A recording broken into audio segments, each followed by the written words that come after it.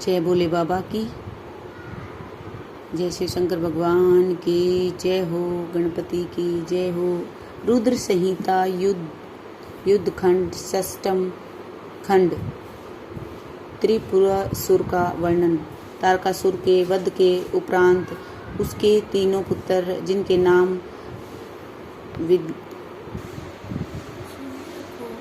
जिनके नाम विदुनमाली, तारकासुर और कमलाक्ष थे, पृथ्वी पर तपस्या करने लगे। ये तीनों महान, बलशाली, जितेंद्रिय और देवताओं के द्रोही थे। इन तीनों ने ब्रह्मा जी को प्रसन्न करने के लिए सुमेर पर्वत पर तपस्या प्रारंभ कर दी। उनके हजारों वर्ष तक घोर तपस्या करने से ब्रह्मा जी उनके सम्मुख प्रकट हुए। तीनों भाइयों ने ब्रह्मा जी को प्रणाम किया और उनसे बोले, हे ब्राह्मण, यदि आप हमसे प्रसन्न हों तो हमें ऐसा वर दीजिए कि हम सभी प्राणियों से अबद्ध हों, हम अमर रहकर और निर्विघ्न रहकर चाहे तो त्रिलोकी का वध कर सकें। ब्रह्मा जी ने कहा, तुम अमरता छोड़कर कोई दूसरा वरदान मांगो, क्योंकि कोई भी प्राणी अमर तो होता ही नहीं है। यह सुनकर तीनों दैत्य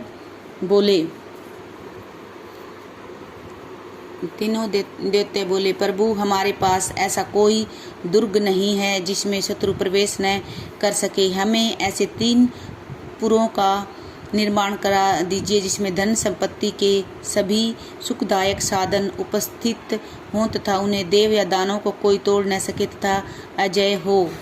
तारकाक्ष ने स्वर्ण का, कमलाक्ष ने चांदी का और विदुनमाली ने लोहे के पुरों के निर्माण की प्रार्थना की। ब्रह्मा जी ने कहा, तुम्हारी इच्छा पूर्ण हो जाएगी तथा शिव जी के अतिरिक्त तुम किसी के हाथों से नहीं मारे जा सकोगे। ब्रह्मा जी तारक के तीनों पुत्रों के लिए उनकी मांग के अनुसार 3 पुरों को निर्माण करवाया।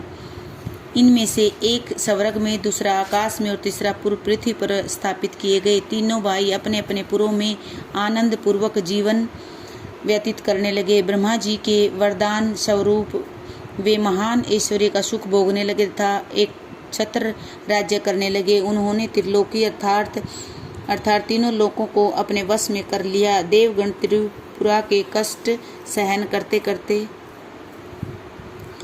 दुखी होकर ब्रह्मा जी के पास जाकर अपने कष्टों को बताने लगे। ब्रह्मा जी ने उन्हें भगवान शंकर के पास जाने की सलाह दी। तब देवता भगवान शंकर के पास गए और उनकी स्तुति करने लगे। हे प्राणियों के संहार करता, हे अमित तेज वाले, आपको हमारा नमस्कार। भगवान शंकर ने देवताओं से आने का कारण पूछा। इस पर देवता बोले, हे भोलेनाथ, तारकासुर के तीनों पुत्रों ने तीनों लोकों पर अपना अधिकार करके वे हम पर अत्याचार कर रहे हैं। उनके अत्याचारों से पीड़ित होकर ही हम आपकी शरण में आए हैं, आप हमारी रक्षा कीजिए। यह सुनकर भगवान भोलेनाथ बोले, हे देवताओं, ये तीनों असुर मेरे भगत हैं, अतः मैं इन्हें मारने में असमर्थ हूँ। तुम भगवान विष्णु के पास जाओ और वे जैसा कहें वैसा करो। अब देवता ब्रह्मा जी के साथ भगवान विष्णु के पास गए और उन्हें अपने कष्टों से अवगत कराया। विष्णु जी ने उन्हें यज्ञ करने को कहा। देवता ने विष्णु जी द्वारा बताए गए यज्ञ का अनुष्ठान किया। इस यज्ञ से हजारों भूतगण, महान शरीर वाले और शूल आदि धारण किए हुए उत्पन्न हुए। विष्णु जी ने उन्हें आज्ञा दी कि तुम त्रिपुरों को नष्ट कर डालो। विष्णु जी की आज्ञा पाकर वे भूतगण तीनों पुरों में गए, परंतु उन पुरों में प्रवेश करते ही असुरों के प्रभाव से भस्म हो गए। शेष रह गए भूतगणों ने विष्णु जी को वहां के परिणामों से अवगत कराया। तब विष्णु जी ने कहा कि ये असुर शिव पूजन और धर्म कर्म के कारण अबद्ध है। उन्होंने सोचा, सर्वप्रथम इनका धर्म कर्म और शिव पूजन को नष्ट करना चाहिए, तभी काम बन सकता है। उन्होंने देवताओं को भेज दिया और स्वयं उनके हित चिंतन में लग गए। बोले शिव जी भगवान की जय हो। ये पहला अध्याय था, पहली कथा थी महापुराण के 6 अध्याय की।